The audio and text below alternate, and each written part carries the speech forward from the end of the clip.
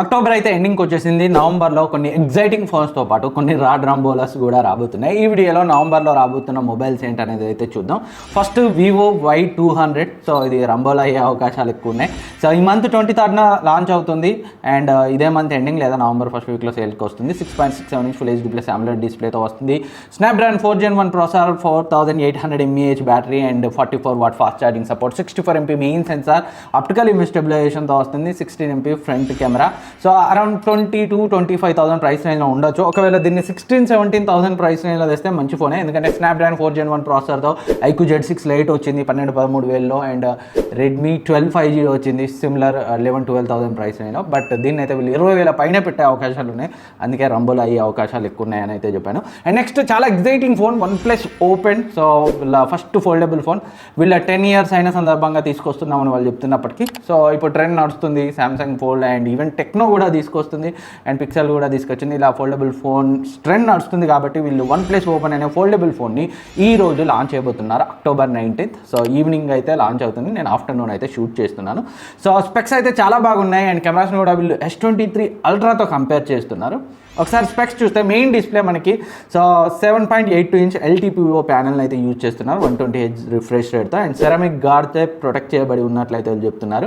Apple ceramic shield అంటే వీళ్ళు ceramic gourd అని అయితే అంటున్నారు. అండ్ కవర్ డిస్ప్లే 6.3 ఇంచ్ సైజ్లో వస్తుంది, 120Hz రిఫ్రెష్ రేట్తో వస్తుంది, AMOLED డిస్ప్లేనే అండ్ స్నాప్డ్రాగన్ 8 Gen 2 ప్రాసెసర్తో వస్తుంది, 48 MP main sensor. So latest Sony లిడ్ సెన్సార్ని అయితే వీళ్ళు యూజ్ చేయబోతున్నారు. ఇది ఆప్టికల్ ఇమేజ్ స్టెబిలైజేషన్తో వస్తుంది, 48 MP ultra wide angle lens and 64 MP telephoto lens. ఇది కూడా ఆప్టికల్ ఇమేజ్ స్టెబిలైజేషన్తో వస్తుంది. ఫ్రంట్ 2 కెమెరాస్ ఉంటాయి, ఒకటి కవర్ స్క్రీన్లో ఉంటుంది, ఒకటి సో ఫోల్డ్ మోడ్లో ఉంటుంది. కవర్ స్క్రీన్లో మనకి 32 MP selfie camera and fold మోడ్లో 20 MP సెల్ఫీ కెమెరా అయితే ఉంటుంది. So 4800 mAh బ్యాటరీతో 80 what fast charging సపోర్ట్తో వస్తుంది. సో ప్రైస్ విషయానికి వస్తే 1,25,000 రేంజ్లో అయితే వీళ్ళు లాంచ్ చేసే అవకాశాలు అయితే ఉన్నాయి.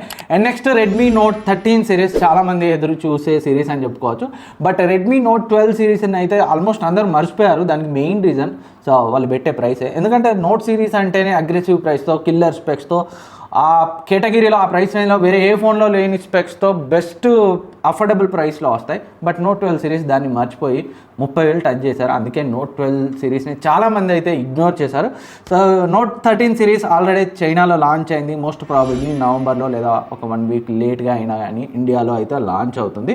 So Redmi Note 13 Pro Plus BIS certification కూడా పొందింది రీసెంట్గా. మొత్తం 3 ఫోన్స్ అయితే వస్తాయి same, Note 13, Note 13 Pro, Note 13 Pro Plus. Note 13కి సంబంధించిన స్పెక్స్ చూస్తే 6.67 inch 10-bit AMOLED display, Dimensity 6080 ప్రాసెసర్తో వస్తుంది, 100 MP main sensor and 2 MP useless sensor, 16 MP front camera, 5000 mAh battery, 33 watt fast charging support వస్తుంది. And 13 Pro మనకి similar display తోటే వస్తుంది, Snapdragon 7 Gen 2 ప్రాసెసర్తో వస్తుంది, 200 MP main sensor, optical image స్టెబిలైజేషన్తో వస్తుంది and 8 MP ultra wide angle lens and 2 MP useless and front 16 MP camera, 5000 mAh battery, 67 watt fast charging సపోర్ట్తో వస్తుంది. Note 13 Pro Plus మనకి 6.67 ఇంచ్ 120Hz రిఫ్రెష్ రేట్ ఉన్న 12-bit panel.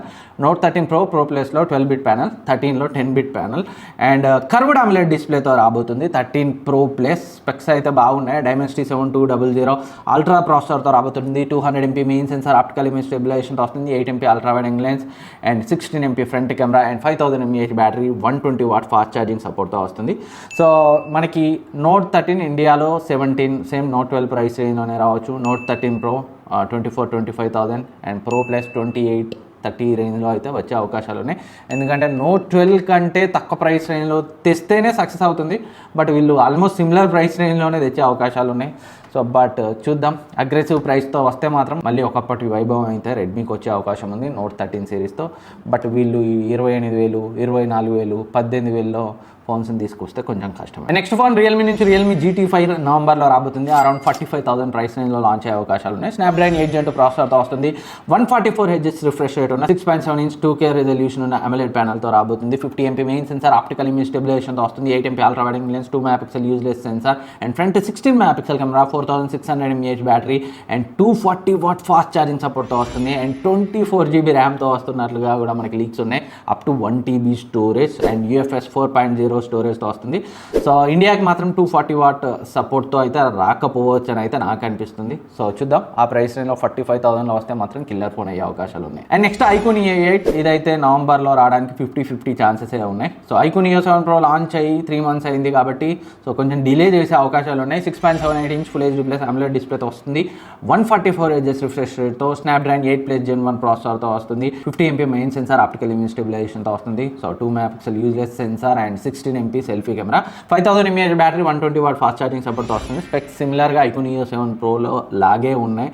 Around 30,000 price రేంజ్లోనే రావచ్చు ఒకవేళ ఇండియాకి వచ్చినా కానీ. And next phone Oppo K11 5G. So దీనిపై కూడా చాలా రోజుల నుంచి రూమర్స్ అయితే వస్తున్నాయి. నవంబర్లో ఇదైతే లాంచ్ అయ్యే అవకాశాలు ఎక్కువ ఉన్నాయి. 6.7 inch 120 Hz రిఫ్రెష్ రేట్ ఉన్న AMOLED ప్యానల్తో వస్తుంది. Snapdragon 782G processor, 50 MP optical image stabilization ఉన్న main sensor and 8 MP ultra wide lens, 2 MP useless sensor and front 16 MP camera, 5000 mAh battery, 100 watt fast charging support. Same OnePlus రీసెంట్గా launch చేసిన Nord CE3 5G ఉంది కదా, so అలాగే ఉన్నాయి. So around 25,000లో తీసుకొచ్చే chances ఎక్కువ ఉన్నాయి దీన్ని. అండ్ నెక్స్ట్ మనకి సామ్సంగ్ నుంచి Samsung A24 MediaTek Helio G99 ప్రాసెసర్తో so 6.5 inch full HD plus resolution ఉన్న AMOLED ప్యానల్తో ఈ ఫోన్ అయితే తీసుకొస్తున్నారు. 4G ఫోనే 15-20 తేవచ్చు, బట్ కొంచెం కష్టమే అని చెప్పుకోవాలి. సో 15-20 ఈ రోజుల్లో 4G ఫోన్ ఎవరికి ఉంటారు.